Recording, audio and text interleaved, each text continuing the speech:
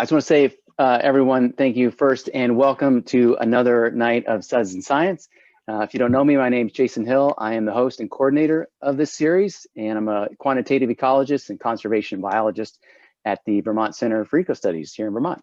So just a little bit about ourselves, since a lot of people are signed up tonight from New York and outside of our normal range of attendance. So BC's work strives to advance wildlife conservation through a combination of scientific research and informed communities. And our research really does span the Western Hemisphere from Canada. We do a lot of work in the Caribbean and all the way down to South America. And we work from everything from birds to butterflies to vernal pools and grasslands to spruce fir ecosystems like I do up on top of the mountains. Anywhere that we can use science to inform the management and conservation of those species and those ecosystems. And for those of you who are new to Suds Science, just thank you so much for being here. You know, we used to meet right down the road at this local brew pub, and our guest speaker would stand in front of a fireplace and we'd be surrounded in 360 degrees by the audience. He'd be asking questions the whole time. There's never been PowerPoint. You know, Suds Science has always been about creating a dialogue between scientists and those of us who use that science. And I appreciate you entertaining me and entertaining us and trying out this format online tonight. We used to meet at a local brew pub, and now here we are all in our local basements, like the insect pinning, Dungeon and Dragon playing computer programming nerds. That many of us are. I'd like to point out a couple features to improve your Zoom experience tonight if you're new to Zoom. If you move your mouse and scroll to the top of the page, you might see in the upper right-hand corner a little button that says View. And if you click on that, hopefully it's default and you haven't changed it, and it says Speaker View. And you're going to see whoever's actively speaking, which is going to be our speaker tonight and myself. If it's accidentally switched to Gallery View, you're going to see a lot of blank boxes because everyone's got their cameras turned off. And at the bottom of the screen, if you scroll down and click on the chat button, you'll see that I've enabled chat tonight. And it should be default, send a message to everyone. And this is a great way for you to send messages to myself and to my colleagues who are helping me monitor chat for questions. And if you have questions at any time tonight for our speaker, you just time it in right there. And I encourage you to send a message to everyone, not just me. That way my coworkers who are helping me field questions from the attendees will be able to see it as well. And that way everyone else will be able to see the questions you asked. And just to get us going with the chat feature, make sure you can figure out where that is. If you want, at the bottom of the screen, click on chat there and then type in tonight what you are drinking for your beverage of choice. After all, this is Suds in Science. I'll type in myself. There we go. Water, Chardonnay, and sip of sunshine. Terrific. Well, and then before we go while everyone's typing in with that, there's some good responses now. If you forgot beverage, you should go grab one for sure. Before we go any further, I also want to acknowledge that my house here in White River Junction sits on the ancestral lands of the Abenaki, who are still here and have been here since ancient times. I really couldn't be more excited to introduce our speaker tonight, Dr. Vivek Shandas. Vivek is the director and founder of the Sustaining Urban Places Research Lab, AKA the Super Lab, at Portland State University, Portland, Oregon, folks from New England, where he's a professor of urban studies and planning. And this is on three equally impressive in their own right areas of research. I say that most of us try to amateurly understand one area of science, and the Super Lab just super. Can't even say it. Areas of research in the Super Lab include quantifying the feedback between environmental change and human behavior, developing community-based indicators for measuring social and environmental conditions, and characterizing the relationship between urban development patterns and environmental quality. Wow, I'm sure we're going to cover a lot of ground tonight. We're going to start out by talking about urban heat waves and how they affect both humans and environmental health. And Vivek, great honor. Thank you for being here. Really appreciate it.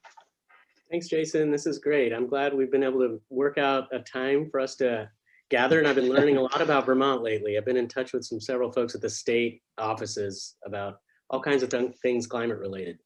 Really? You used to live out here somewhere, Albany or? Yeah, I went to school in upstate New York. I was at Cornell for a little bit, was at Rensselaer Polytechnic for a little bit, and I used to go cross-country skiing all over Vermont and the Green Mountains and White Mountains of New Hampshire as well. So yeah, I Wow. love the landscape. It's like, it feels like Oregon is the West Coast Vermont, you know. That's really what I'm thinking of it as. Right on. That's a long Nordic ski from Ithaca to Vermont. That's impressive. Yeah. Yeah, Vermont, just like Oregon minus the amazing coastline. Yeah, so I guess I just want to start it off by asking, like, how you're doing. Like, how are things out there?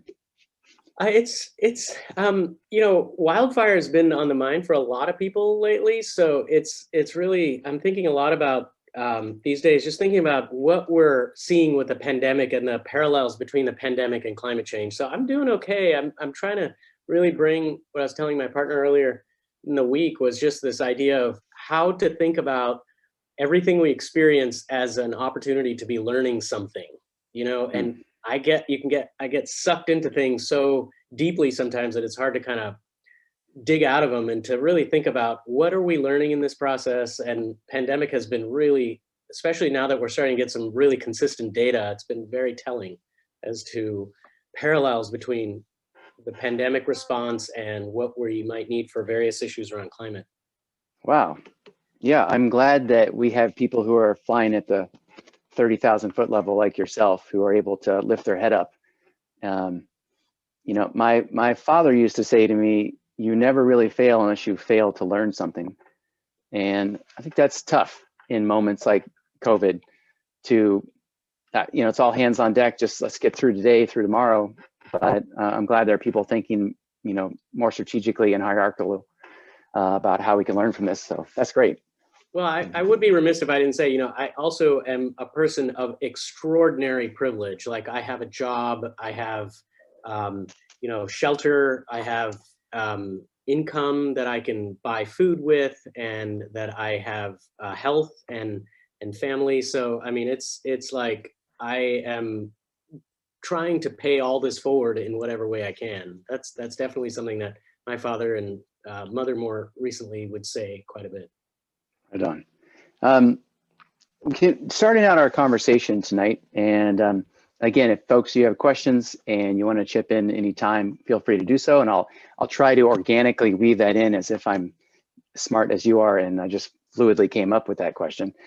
But can we just start out with some just really basic stuff, asking about heat waves, because preparing for tonight's conversation, I came across various definitions of what a heat wave is, and I'm not sure myself but what a heat wave is.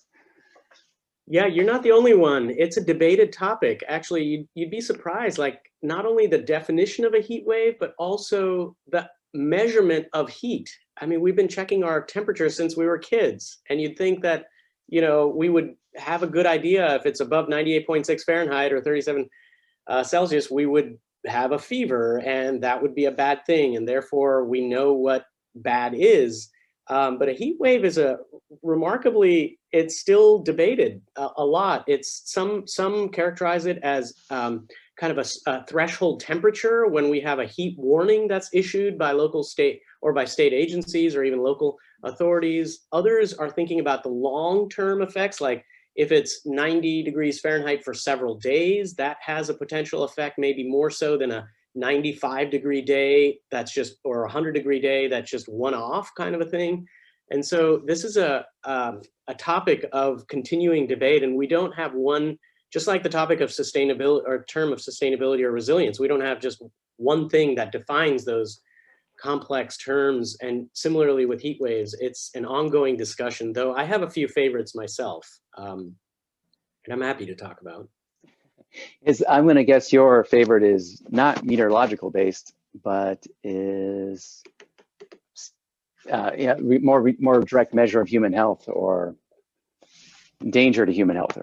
Yeah, yeah, that's part of what we're doing with climate change, right? We're trying to take these like, at least I don't, trying to bring it down to the lived experience of place. And part of what I'm Right picking up on. on is we have meteorologists and climatologists that have very specific, often statistically derived measurements. And what I'm trying to think about more is in what ways do the different development patterns and the landscapes that we design and develop amplify temperatures? Because when you say it's 95 degrees in Burlington, like that could mean that it's 105 degrees in one part and 85 in another part. And it's more of kind of what we're experiencing in the places we reside, and whether we have access to air conditioning, whether we can run the air conditioner if we have it, or the resources to be able to run it, whether we have cooling resources in general. And so those kinds of like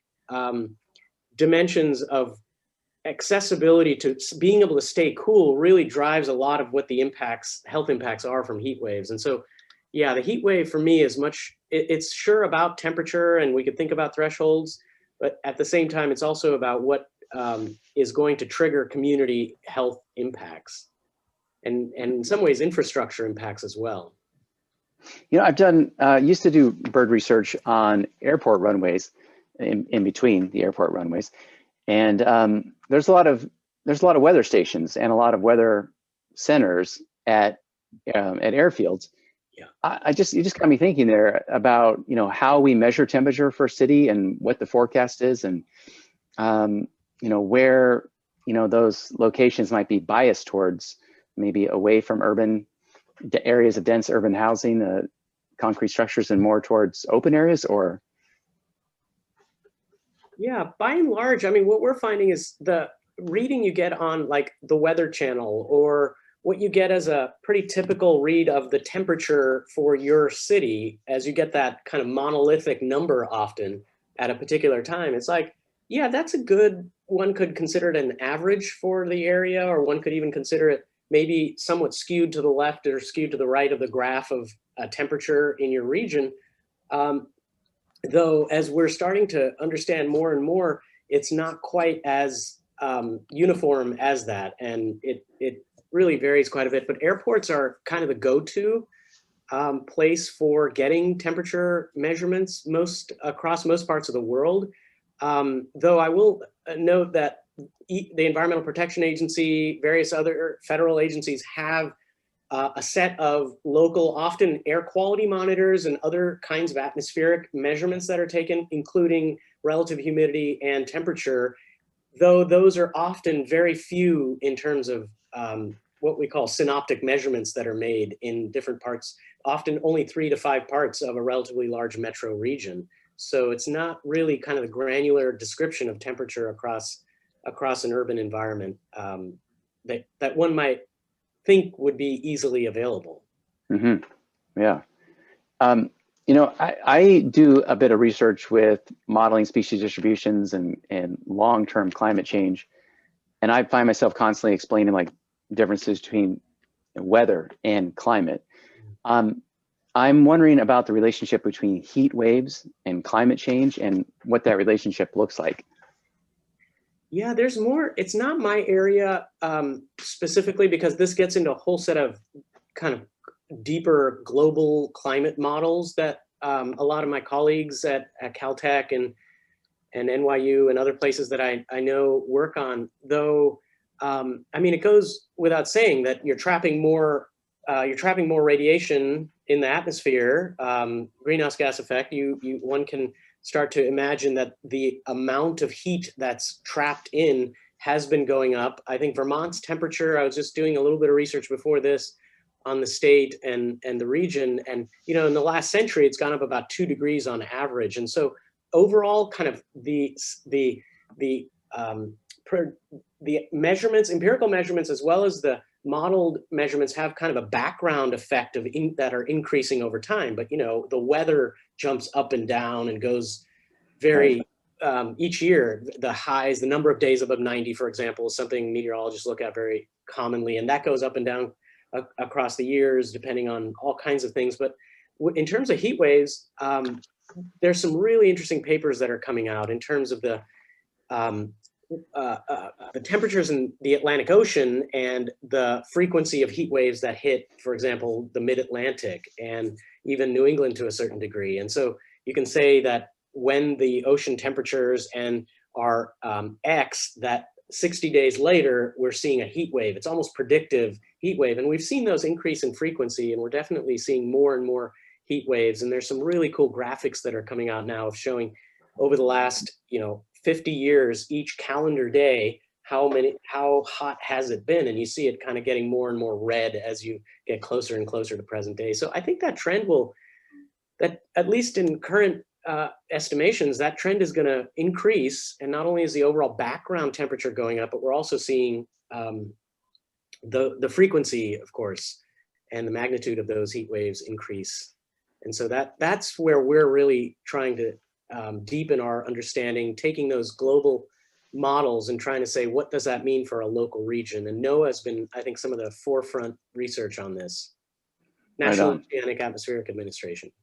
Right on. And a question from Liza, I thank you very much. And we'll definitely get to, she said she recently read a paper about the effects of structural racism and forms of redlining. You probably read Vivek's paper, and we will definitely, get to that and address the heat island effect on urban wildlife.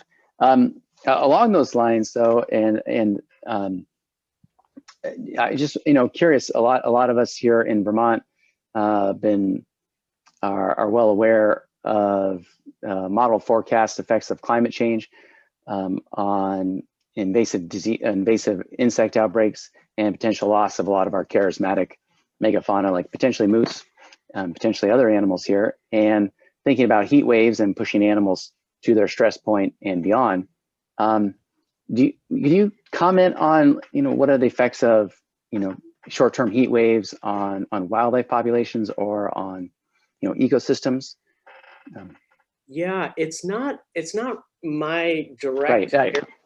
Yeah, it's not my direct area. I read in this area occasionally, and there was an article that just came out, one that I referenced occasionally. It came out in 2008 by Garcia et al. That was looking at temperature altering biodiversity and ecosystem function that I really liked because they were just looking at kind of the extent to which thermal capacity of different species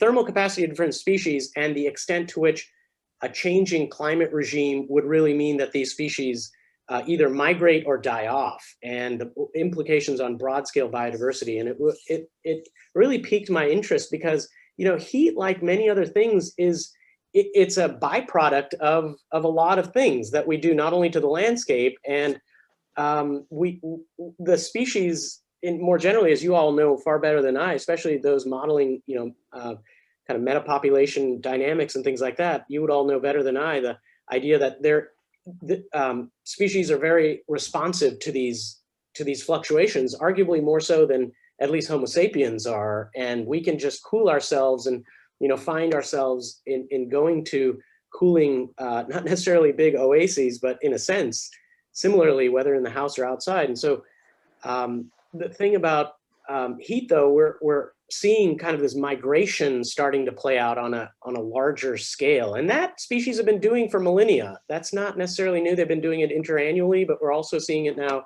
potentially even more permanently. People often reference from an urban ecological perspective, like Canada geese hanging around all year and things like that.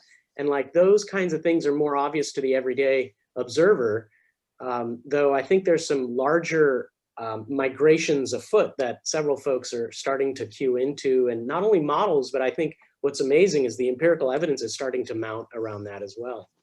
Right on. I see, as someone who involves climate change in the research, I see tons of information studies addressing climate change impacts on ecosystem services, on wildlife populations. I as someone who looks at the literature every day, I don't see research studies looking at the effects of heat waves. The little bit that I've seen for birds, kind of suggests that, heat waves during breeding, for example, might cause birds to forego breeding that year, have direct fitness consequences. But definitely not an area that receives anywhere near the attention that it should, or in compared to overall climate change. Yeah, that's super interesting. I think that's an area that is just going to blow up in terms of scientific research in the coming decade. So in 2003, there was a meta heat wave that killed some 70,000 people. And I remember that. People were worried about elderly people and without air conditioning and who are less mobile. And you know, I heard another interview you gave where you said that heat waves were the leading cause of weather-related deaths and kill more people than all other natural disasters combined. And I want to understand how those deaths actually materialize. You know, how do heat waves kill people and, you know, have negative effects on the human body? Yeah, it's really interesting. Yeah, you're clearly reading widely and paying attention, Jason. It's cool to have this conversation this way because like I was just seeing a note from Tom here about factors that drive heat in urban versus rural. I'll just start with that and then get into your question maybe. Awesome. The idea that, you know, we're building cities for human habitation, and we're building it with the materials that we have tested over decades, and those materials weren't necessarily tested for their ability to manage this long wave radiation, because what we get is this short wave radiation coming from the sun, pack-filled energy packets that are coming in. They hit surfaces, they, you know, either get absorbed, they get reflected, they dissipate, or they absorb it and turn it into sugars and evapotranspire water, etc. So there's a few mechanisms by which the materials are actually reacting to this shortwave radiation that we know of. And part of what we're understanding is that the design of development, and the area we're spending a lot of time on, is getting more into the kind of urban design questions of the materials that are being used, the physical materials that are being used, the configuration of of actual like buildings and development, and the level at which, for example, convective movement of air can actually cool the surfaces of buildings, how much there's shading in specific areas. There's all this work happening in LA now around shade and trying to figure out how to shade specific neighborhoods a bit more than others. But really in the city, we're putting in all this pavement, often a lot of asphalt, a lot of big parking lots, you know, roofs that absorb this, sidewalks, driveways, etc. And these are at the microclimatological level really interesting because each of these things kind of interact with that heat in different ways. Whereas in rural environments, we end up often finding, for example, water being one of the most important factors of mediating the temperature. If you have a watered grassland, for example, a marshland, very different heat experience, ambient temperature as well as land surface temperature, very different experience or measurements of that. And as opposed to an open, dry field, which in many ways acts a lot like might act a lot like a cement, open cement area, because it just absorbs that heat and holds on to it, and then though lets it go faster than a cement material might you might imagine cement holding onto it a little more tightly, that specific gravity and that ability to hold on, as opposed to a field that, yes, absorbs it, gets really hot, but then also dissipates it really quickly. And so when you're talking about communities that are affected by this, as we all know, I mean, the go-to book for this is Eric Kleinenberg's heat wave that was all about the 95 Chicago heat wave, which was called A Social Autopsy of a Natural Disaster. And it was essentially identifying communities that had excess, what's the term is excess mortality, excess morbidity, right? So those who would die, we have a death rate pretty standard throughout the year, but then this heat wave hits and you see the kind of bump in the graph of the amount of the number of people who die, which is essentially epidemiologists characterize as excess mortality. And so that excess mortality, you look at the locations where people died, and it was largely places where it was these multifamily residential buildings where communities would describe that they didn't want to leave their house, their apartment, because they were fearful of going outside. There was, whether it's because of crime in the neighborhood, whether it's because of concerns of just general safety, they didn't want to leave the house. And so when bodies were found in these apartments, their body temperatures were literally 140 degrees. So these were kinds of impacts that were socially constructed in many ways. And what we often say about heat waves is it's one of the, yes, more people die than all other natural disasters on an annual level in the US, notwithstanding the pandemic, of course. Yet at the same time, it's a highly preventable impact. Like the impacts are things like check on your neighbors, like these social programs during heat waves, making sure people are hydrated, making sure there's energy efficiency programs so people can run their AC. There are programs this year in New York City and other parts of the country where mayors were and county commissions were giving away air conditioners because the pandemic was forcing people inside their homes, and heat was and they were concerned that people were going to be potentially affected fatalities from heat waves. So it was a challenge because especially where your energy is coming from, you're running more AC, you're contributing to greenhouse gases, that's potentially exacerbating the global planetary impact, but yet you're also saving lives in the short term. So there's some real interesting trade-offs that we're getting into with that in that conversation. But fundamentally, it comes down to kind of the built environment, what's around it, the social perceptions that people have about their neighborhood, the extent to which you can ask your neighbors for help and things like that. And if you're not able to, then you're really stuck. And with somebody who's not very mobile, has pre-existing health conditions, or an older adult, you're looking at a perfect storm of events for heat waves. And so those are some of the social conditions that we really think about a lot. Wow. Yeah, I guess I appreciate now that you explained that. It makes sense that there's a strong behavioral component to it as well as the direct effect of heat on the body.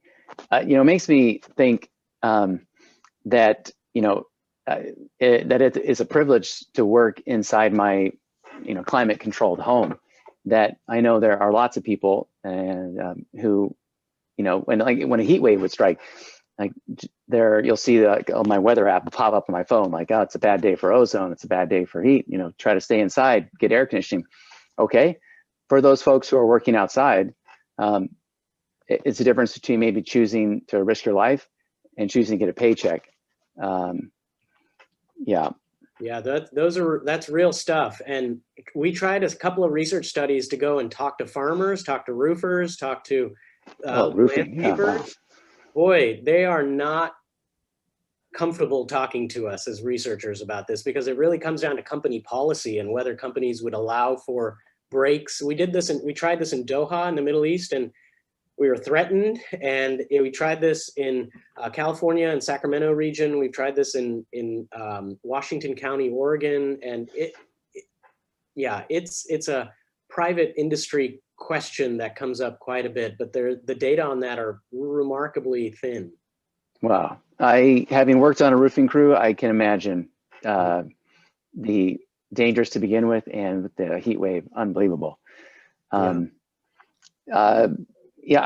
kind of leads us into talking about the urban heat campaign project that I think I shared. Anyone who registered, if you watched that brief, really incredibly produced 2-minute YouTube clip there, you saw a brief introduction to that research. But that's the Vivix research, where they outfit cars and bicycles with these incredibly sensitive temperature and humidity sensors. Can you tell us about this? Is it fair to call this a community science project? Yeah. Can you tell us about that? Maybe some of the things you've already learned from it. Yeah, and I'll just admit that my bias is kind of the arc of my career, where I went from a rather technical assessment of understanding using satellite imagery to describe cities, describe regions, and looking at time series analyses and things like that. And that's kind of where I cut my teeth in some of this stuff. And I realized quickly that those assessments, while really helpful and really important, they were not often capturing the imagination of policymakers or community groups in terms of taking action locally. And so there was something just kind of deeply I don't know, unsatisfactory about the outputs of that work, because we could show that there were differences in the region.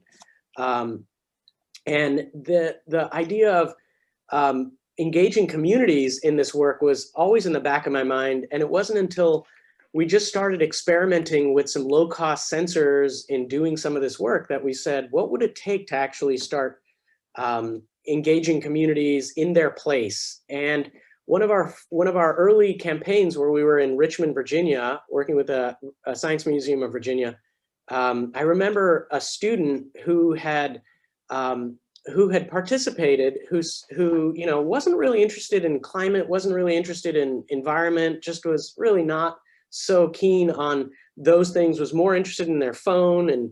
And I remember drinking lots of Pepsi Cola. And then we got into conversations, and after we did run the models and we came out with these outputs where we were showing the distribution of temperature, she looked at this and said, wait, you're telling me that my neighborhood is 15 degrees Fahrenheit warmer than my friend's neighborhood? And that's why I've been going over to my friend's house all the time, which in my lived experience, I mean, this is my language, but in the lived experience of my place, I can see why we're going over there all the time.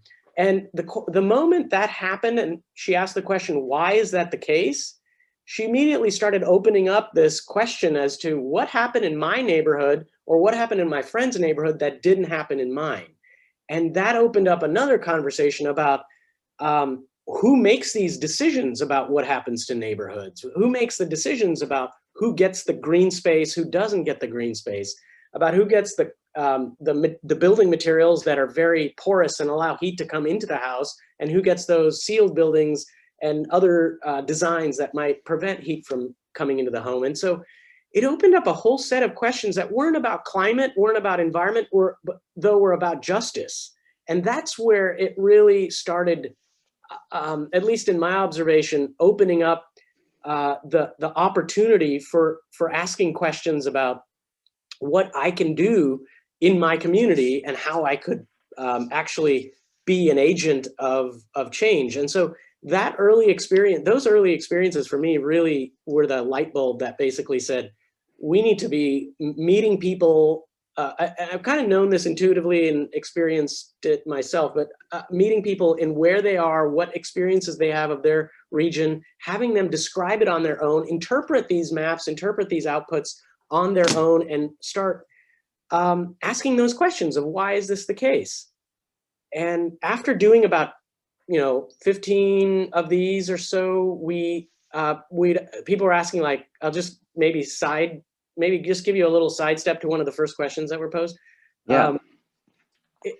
People were asking, why are we finding this pattern of, these hot areas in these low-income neighborhoods, and these communities of color were often where these hottest neighborhoods were. And people would often, even scholars would say, that's the luxury effect. It's just people who have more money are just spending more money on greening and kind of able to shade their neighborhoods and water their lawns and what have you. And that again was just so, so unsatisfying. And so what we did was start looking at some planning practices of redlining and how that played into it. And that was just remarkably consistent in terms of looking at where communities were redlined and what the temperatures were in those communities. And that's where it was like, oh yeah, it's not the luxury effect per se. It's really much more of a systemic issue that was about segregation, race, environmental racism, and lots of structural policies that allowed access to some kinds of landscapes and not others. And so this has started a whole conversation about what it means to live in a red line versus a non-red line neighborhood. And I mean, so the community science piece allows an opening to have those more structural conversations. So you don't identify, so it's not about an individual, it's not about the mayor, it's not about commission, city commission, county commission. It's more about kind of an entire system that has perpetuated these kinds of inequities, and how can we actually identify where the system is falling short of being able to be more transparent and more deliberate about centering historically disinvested areas of a city. Right on. And can I just back up and just to say, if for those folks who remember what the term redlining in the past, it's where lenders deny financial services like loans and mortgages based on the applicant's race or ethnicity. Having grown up reading Howard Zinn and other sources, I think about redlining as a product of FDR and the New Deal, and like that happened long ago. And that's done. We outlawed that. That's just not a thing anymore.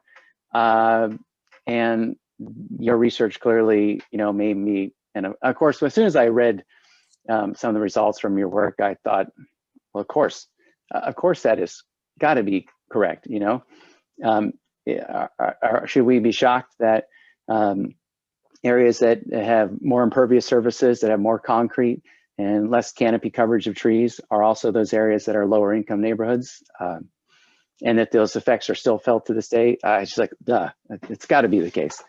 Well, it goes, and the pernicious thing, Jason, is that it goes even deeper. Over 2020, the layers that have started appearing, not only in my dreams, but in the empirical work that we're doing, is you look at I was just looking at the COVID maps of various cities that I have. I was looking at the food deserts in various places that we have data. And I was looking at the police violence that emerged as a very central issue of 2020 after the Floyd killing. And it was like, those maps are very similar to our heat maps. And so I've opened up into a space now where I'm thinking a lot more about, while heat is, again, just an indicator of some other more systemic things that are at work here. And I think we could think about urban wildlife in a very similar kind of way, as Chris Schell's paper from August 2020 in Science would indicate as well. Like we're seeing the intersection of where and how these specific distributions of species are and their relationship to various planning processes that happened almost a century ago. And so that's the kind of stuff that's really starting to spark in my mind. It makes me realize it is not as simple. It'll never be as simple as,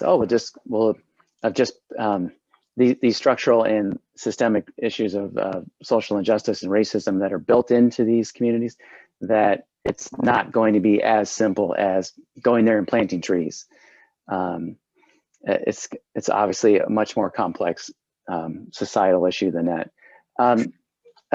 Getting to that, though, the modeling that you have done, that you and the Super Lab have done, are you relating, these differences in the effects of local temperatures within urban environments to the materials themselves and the structural configuration of the buildings? And is that potentially informing how to design an urban landscape in the future that is cooler and more equitable?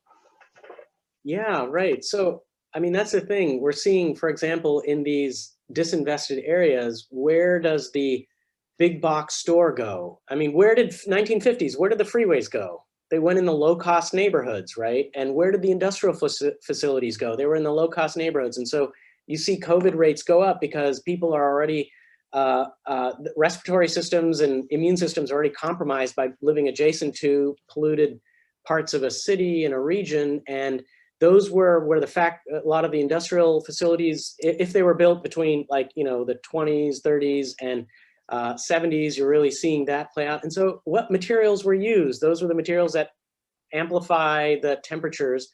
And what we're starting to do now is a lot more of these, what are called computational fluid dynamics modeling, where you're essentially taking, it's like SimCity, except for a very small area. You take a city block and you say, here's the city block. Here's what the materials of the buildings are composed of. Here's what the landscape looks like here. And you essentially create a digital version of that. And then what these models are able to do is they push a big plume of hot air through it, and you get the eddying and all of the movement of the air as it moves around buildings, across trees. And depending on the amount of green space, the materials of the buildings, et cetera, you're able to see what the diurnal profile of temperatures are on that city block. So we've done a few projects where we're saying we're taking a 16 unit 16 units of development in a residential block and turning it up to 64 developments in a city block. What forms of development would best manage temperatures? And that's where it gets super interesting, because then you can kind of start moving the buildings around, tucking the parking under, putting in, just as a lot of developers would do, is a big parking lot in the middle and 2 to 3 story kind of horseshoe shaped multifamily residential apartments. Like, we've tested those, and we've actually been able to find some designs that would actually reduce pre-density temperatures in those multifamily residential developments. And so we're going in that direction, but yet there's not a single city in the country right now that has actually required that of any development, even though that development's going to be there for 30, 50, 80 years, while temperatures are going to be turned up a fair bit. Is that true even where you are in Portland? Oh, for sure. Oh, yeah. Yep. Yeah. I mean, we're definitely seeing lots more heat waves coming through here. And that's part of the reason the fires too. While urban areas might amplify the heat, forests are drying up and far more susceptible to fires as well. Getting back to one of the earlier questions about urban wildlife and temperatures, I just thought, I can't believe that our fields, I have a conference coming up here in a couple of months that is a joint conference of multiple societies. I can't believe that, urban planning and ecologists don't talk more.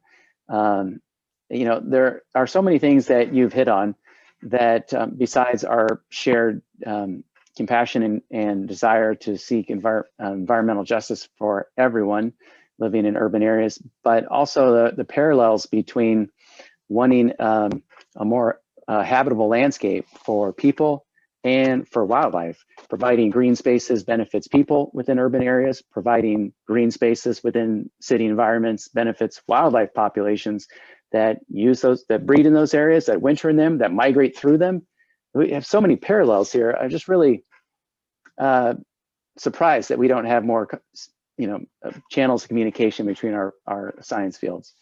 It's growing. I mean, I don't know what you've seen or others on the Zoom call have seen, but I remember going to ESA, Ecological Society of America, back in 2000, sure, and being the one track on urban ecology. And then in 2005, going and being one of 3 tracks in urban ecology. And then more recently going and seeing, dozens of tracks in urban ecology. So if that's an indication for at least, and even like people who are inducted into publish into ESA, like editorships and things like that, like there's an increasing presence of people who are looking at the relationship between human dominated landscapes and wildlife, as well as a lot of other ecosystem functions. So, I mean, the trend is going there. I just feel like we're very slow in this process for sure. It's been taking a long time, and it's decades of, it's decades legacy stuff that we're working with to try to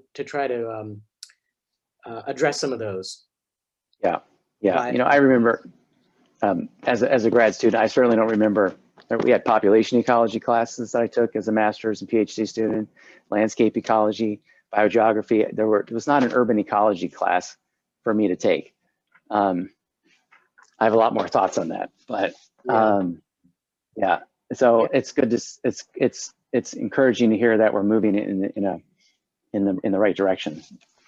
Yeah, I mean, I was talking to some folks about the Ebird platform, for example, right? Like, I imagine a lot of you are interested in that, and I was just thinking, like, how does the platform of Ebird really integrate questions of environmental racism or structural injustice, and where does that intersection happen? And what's being posted on Ebird are probably, if you were to look at the presence of trees, the presence of birds, the presence of kind of locations of these of bird sightings and things like that, it would be probably in cities very biased towards a specific demographic and so part of it is like, how do we create systems? How do we create, and this question that Julia put up here is really interesting in the sense of, organizations that focus on conservation and incorporating environmental justice in their work. Like, yes, absolutely. How how can we, I mean, the Sierra Club and, you know, Audubon are like turning their editorial or their boards and various projects to try to really be more centered in this work now. And I'm seeing that as really promising signs that 2020 is leaving, even though as hard as 2020 was for a lot of us, it's really, I guess the silver lining is that we're really seeing some transformation happen on a structural level with boards of organizations, with more centering of environmental justice questions. And I think that's all really going to take some time. That's really going to take some time, but I hope it's sustainable. I hope it is sustained, I guess I should say. You know, we have the moment, a lot of attention focused on a lot of issues that have been intentionally ignored because they're difficult to talk about. Yeah. And I hope we have the ability and long-term vision to continue talking about them. I looked at the clock. We're already at 7:50, and folks, I'm sorry if you want to get in a question, please do so. We're out there right on. Yeah, please do so. And Nathaniel, can we make it so people can turn on their microphones and open up their cameras if they want and ask Vivek a question directly? Yeah, for sure. And right on.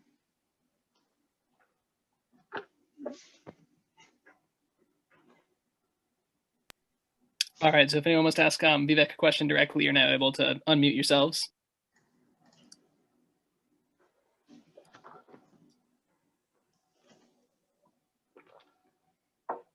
You just roll a 20-sided die, and the chances are you're not going to ask a question at the exact same moment somebody else has asked. You've been waiting your whole life to ask Vivek a question. Been traveling through time. You're right here.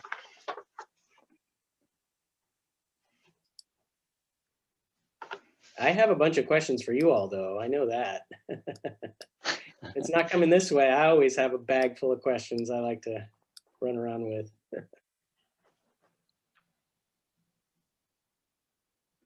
Oh, Tom, are you trying to ask a, Tom, you're still muted if you're trying to ask a question. Oh, you can't unmute yourselves, really? There we go. Says, Now am I unmuted? Okay. Yeah, we can hear you, Tom. Yeah. So is the heat basically the retention of the solar energy rather than the heat generated by urban activity? I mean, is the main? By and large, I mean, anthropogenic heat is the term that's often used. The technical term that's often used, Tom, is the idea that, you know, cars and buildings are all have, you know, combustion or some form of waste heat that's generated. And that's about a degree or two is what we see. Maybe not in New York City, it might be a little higher, but most cities we see about a degree or two effect of anthropogenic heat. But the sun's radiation on surfaces is by and large the lion's share of the heat we're seeing in cities. So we should all live in white houses and have all reflective surfaces and all that sort of thing, I guess, huh? Yeah, I mean, you bounce it, right? You bounce it away, but the thing is that heat is still trapped. So those places, yeah, that bounce it away. LA tried a really interesting application. I don't know if any of you saw this, but they painted a bunch of roads in a neighborhood with this white paint. The roads, and I don't know what that did to glare for drivers or other things, but that's a different story. But what they were finding is that the surface temperature was really cool. Like it bounced 85% of that solar radiation away, though the people crossing the road, if you were to do a test of the ambient temperature, meaning the air temperature as you walk by, it was the same temperature as it was before you painted the road white. Because what was happening is that solar radiation was hitting the road, bouncing back up, and the people walking across at 2 meters above the ground were experiencing the same solar radiation they were going. And so for them, they're just sweating equally as much. It's not any cooler. Maybe their soles of their shoes are cooler, but their head is still and their body's still equally sweating and hot. So there's these applications are a little bit more nuanced as well that we're slowly starting to find as well. You know, yeah, mountaintop temperatures are increasing 5 times the rate globally, we think, as lower elevation temps. And we don't clearly understand that at the moment, but the leading theory is that it's this albedo effect, this idea that as it gets warmer and snow melts, exposes darker rocks, and that absorbs and retains heat for longer, and positive feedback cycle up there. So That's interesting. Yeah, that's super interesting. Question from Erica Vivek about the height of heat measurement. And do you know of research on temperature profiling in cities? Yeah, it really matters. I mean, elevation and temperature are so highly correlated, right? They're like, you go up, you were just talking about that, Jason, in the mountaintop example of rapid acceleration of heat in the top. And what we're seeing in cities is very similar. I've been spending a long time trying to understand what happens between that surface temperature and just 2 meters above the ground. That difference turns out to be really complicated because if there's an asphalt right next to a green space, like a lawn, those two have very different essentially very different temperatures, and pressure gradients are different. So the hot will want to move towards the cold, and the cold will want to move towards the hot. So you get turbulence moving at a very micro scale from what the engineers tell me is happening. And so what you see is a mixing of air at different altitudes. And that mixing is affected by largely by the surface roughness factor that a lot of biophysicists look at. And so that to me, it's way over my head, that stuff, I have to admit. But what's super interesting is that the composition of the landscape will really affect how much of that mixing is happening. And so if you have uniform, like asphalt across one space, and you're going in and looking at temperatures there, it's remarkably predictable from the surface to 2 meters above. Whereas if you go to a heterogeneous landscape, which cities are mixed with, you get a lot more of a complex movement of that air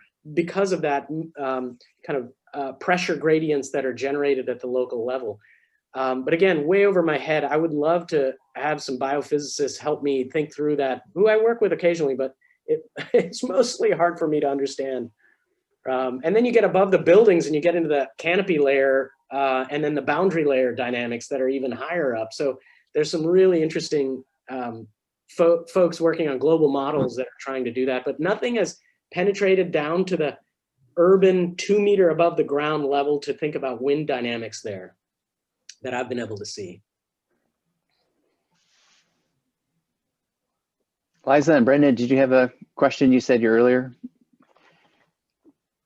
Yeah, I have a question that might be outside of the knowledge base of this conversation, but just with the pandemic and looking at the heat maps in urban areas and the COVID maps in urban areas, as the planet just continues to heat up, do you foresee there being larger problems with pandemics and kind of it interfacing with urban areas in a similar way if we don't kind of fix this, or it being a breeding ground for new pandemics that could, have similar effects of COVID on people?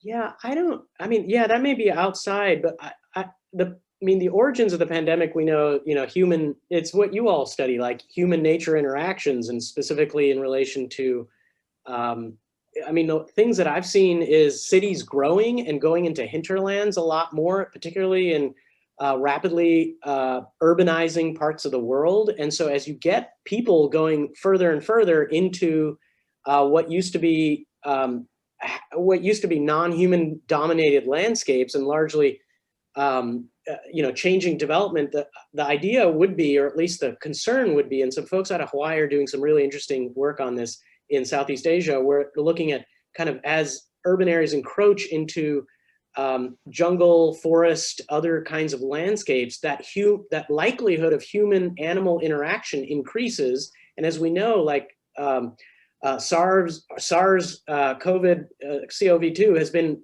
circulating in other species for a long time. It's been on the planet forever, arguably for a very long time, and it's just now getting to the human species. And so the idea would be, is we're expanding into these hinterlands, the human interaction with animals could increase, which could potentially expand. In terms of the relationship to heat, that's a little bit more tricky, and I think a little bit more socially constructed, which is hard to kind of, in my mind, piece together. I'm sure there's something there. I'll just put it in the chat, but I guess I'll just ask, just because you mentioned Ebird, and we at VC do a lot with Ebird and iNaturalist. Yeah. And it seems like I watched the video that Jason sent out, and you're kind of making these like hyper local temperature maps, and like really fine scale temperature differentials and trends. It seems like there'd be some kind of natural partnership with using Ebird or iNaturalist or other community scientist efforts. And I'm sure that with like how insanely fine scale your temperature maps is, like I'm sure there's really some really interesting potential there that I think I'd be very eager to kind of look more into. Yeah, I'd be glad to get into that a bit more. I mean, there might be, I'll just tell you this side project. We just got some money from National Science Foundation to spend the next 4 years looking at stress of flora, large scale, what I call charismatic megaflora, to look at the stress of 3 species. So what we have, Douglas fir out here in the Pacific Northwest, Douglas fir, bigleaf maple, and red cedar.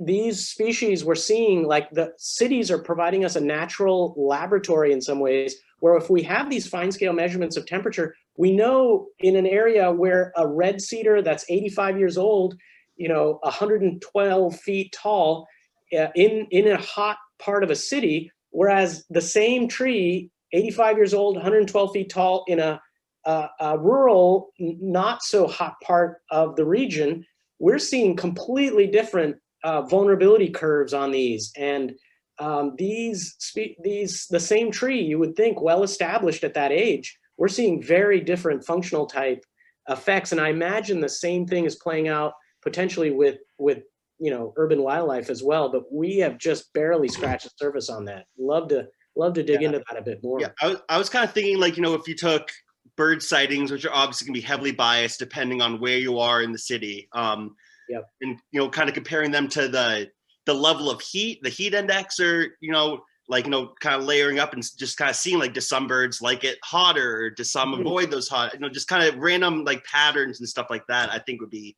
just incredible for I think it's interesting, but just I think there's a lot of potential there for instigating green spaces if the data supports that, or for instance. Nice. I like where that's going. I really like it.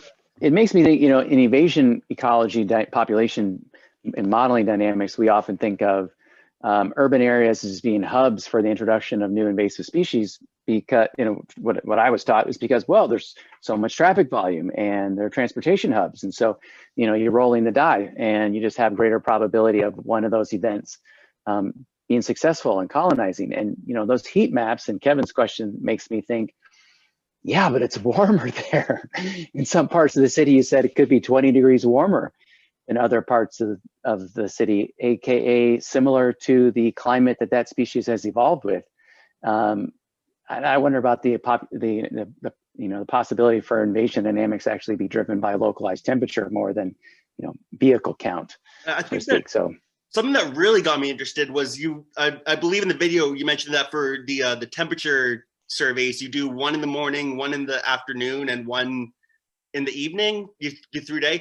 Like that by itself, 3 different, highly sensitive climate samples, and maybe some birds like it cooler in the day and warmer when they roost for the evening, or it's just so fine scale. Just like there's infinite things you could do with that data almost.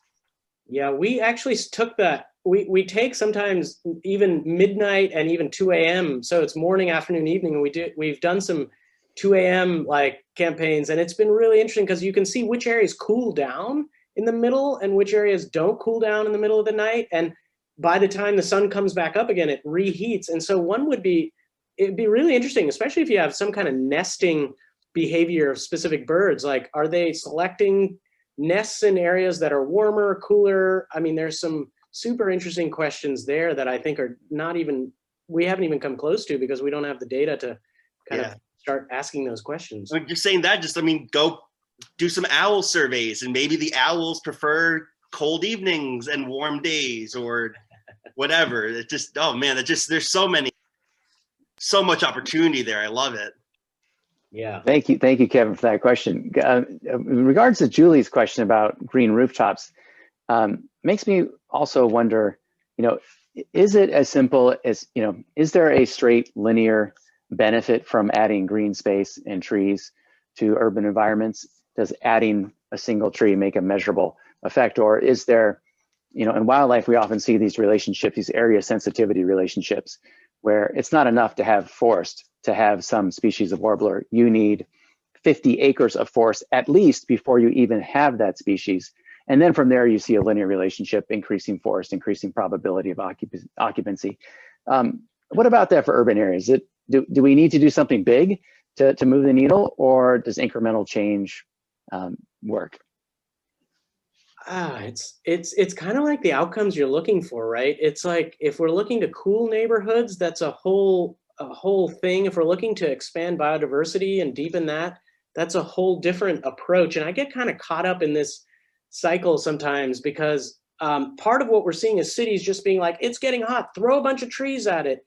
And the communities are like, whoa, wait a minute. You've just put a bunch of trees in, property values have gone up, and guess what? I'm being gentrified out of this space. And so this whole green gentrification question has been coming up a lot in our work. And we have an interesting project funded by Robert Wood Johnson looking at how do you engage communities in their place, not just with heat and air quality and kinds of, and potentially birds in a sense, though that this project doesn't get into birds, with the tree canopy and greening. And we're trying to get a sense for how do you do that with the community and for the community and have some co-ownership and maintenance built into some of these processes, as opposed to just dumping a bunch of greenery into a neighborhood and taking off. And so part of this is like this co-creation, which is, I think, a lot of where this, you know, co-management research and even in natural resources is headed these days, at least from what I'm reading. So what we've seen in Phoenix, throwing a tree at something, 50% failure,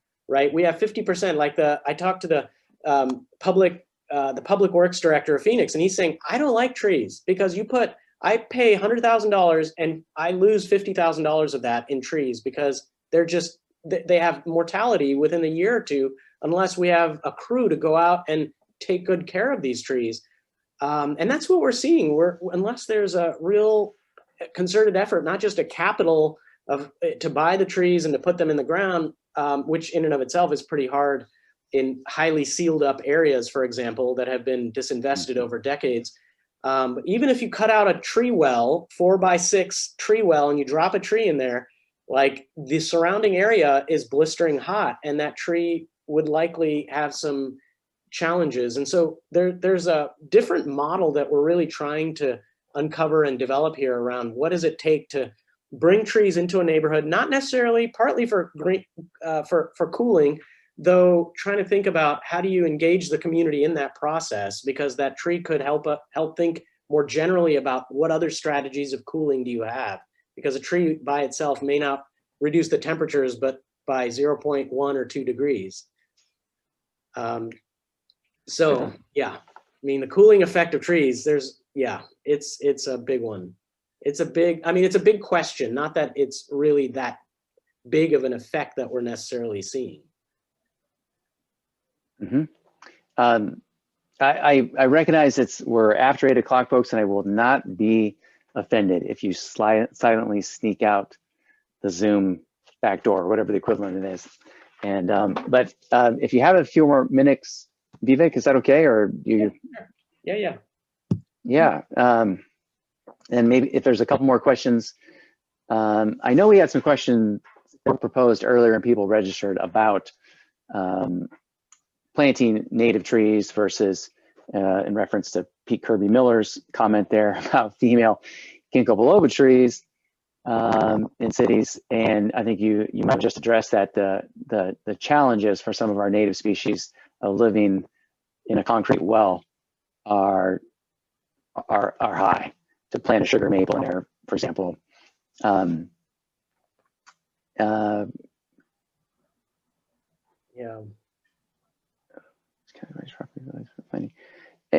see, I'm trying to read through question by Liza. How does co-ownership of those efforts counteract the rising property prices that result from planting trees, or is this a separate issue to address? Yeah, I mean, I'd quickly just comment that part of this broader agenda is, especially in disinvested communities where planting trees has become a very fashionable thing right now for municipalities, part of the challenge that we're trying to think about is really around broader issues of wealth creation in a neighborhood. And it's less necessarily about the greening, but how do you go from rent to own processes? How do you create kind of community-based green space management, anti-displacement policies? There's a really interesting study that came out of UC Irvine looking at PRADs, which is park-related anti-displacement policies. And so there are strategies that are starting to emerge that are showing promise in terms of not just the co-ownership piece, which I think is essential, though also, like, as property values rise, what are the options that municipalities can enable to reduce the likelihood of displacement? Because we know the market is really going to push people out relatively quickly, and we've seen that happening all over, whether it's New York, whether a highly dense area of New York and LA, or even smaller parts of the country. We've seen that happening.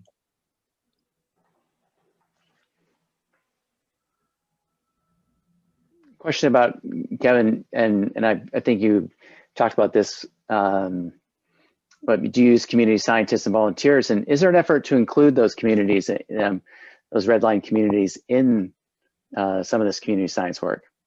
Yeah, so we do, almost all our work is based with municipalities, and one of the things municipalities we are able to encourage them to do is to work with local nonprofits to do this work, who are engaging. These are social and environmental or climate justice nonprofits to engage communities in this work.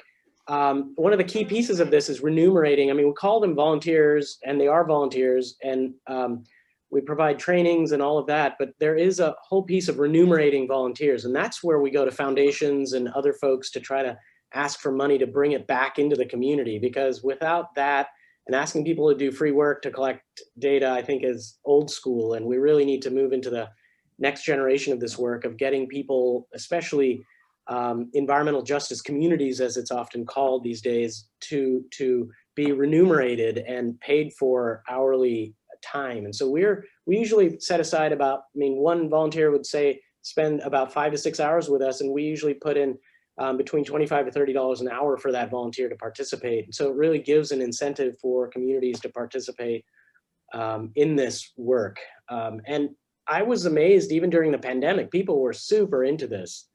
And again, I'm serving as an advisory role in a lot of these projects, and there's a whole crew now that's running these programs right now. But that is a topic I'd love to talk to you about more at some point. We have another hour. Yeah. Yeah, I gotta go pick my little guy from his pod. I'll just I think we'll leave it there, and just a couple things before everyone jumps off. I'm gonna in the Zoom confirmation email you received, you had a link to this Wonder Room, and I'm gonna head over there afterwards. And you haven't checked out Wonder, it's just kind of fun. You know, it's not the same as all hanging out in the brew pub afterwards and meeting new people and having a chance to socialize. But if you want to check it out, I'll be over there. And I think some other people will right after this. You can't be in Zoom and in Wonder at the same time. So go ahead and copy that link or open up Wonder, and you'll have to close out of Zoom. And then Vivek, I just want to say that, you know, for 20 years, people have been asking me, I do bird banding demonstrations or something, or they come out with me a day in the field to see what it's like to put satellite tags on a bird or something. And inevitably somebody will say to me, you know, my son really wants to help birds, really loves the outdoors and wants to help them. What should they do? How do they become an ornithologist? And I always tell them, no, they shouldn't. You shouldn't. You know, for 20 years, I've been telling people, you need to become an urban planner. You know, you need to become an urban planner and figure out how to make cities be better for people and for wildlife. And those two things probably aren't mutually exclusive. You need to be, go into investment banking and figure out a way to make betting on the environment profitable, or investing in our cities and green spaces more profitable, but you shouldn't become an ornithologist. That's really interesting, Jason, because one of the most influential classes two of the most influential classes I had in college one was agroecology and the other was ornithology. And I spent I'm still an avid birder. I spend most of my weekends birding, and it's a way to understand the relationship among I don't need to say this to me, I'm preaching to the choir here, but a foundation in ecology, I think, couldn't really be replaced with anything more valuable. I mean, that is something that I think you can then become an urban planner later, and those ecological concepts will be essential for your ability to really navigate the complexity of design, engineering, policy, and community engagement, and all the things urban planners do. But ecology at the foundation of that, I think, couldn't be a more important training. Right on. I think we're arguing for a joint degree. Yeah, there you go. Yeah, fantastic. I couldn't thank you more to be here tonight. It's such a pleasure to meet you, and I'm a big fan of the work that your lab produces. And just thank you for your time and for your passion on all the subjects that we talked about tonight. And on behalf of the Suds Science community and the Vermont Center for Eco Studies, thank you very much, Vivek. Yeah, appreciate it. I'll come out. I'd love to participate on a bird banding project with you. I worked with John Marsloff up at University of Washington on a bunch of bird banding. So I'd love to come out and do it in New England as well. You're welcome anytime. Okay. Thanks all. Thank you very much, folks. And if you head to the one room, great. And we'll see everyone next month. Take care, everybody. All right. Thanks. Bye, Vivek. Thanks again, buddy. Yeah, thank you.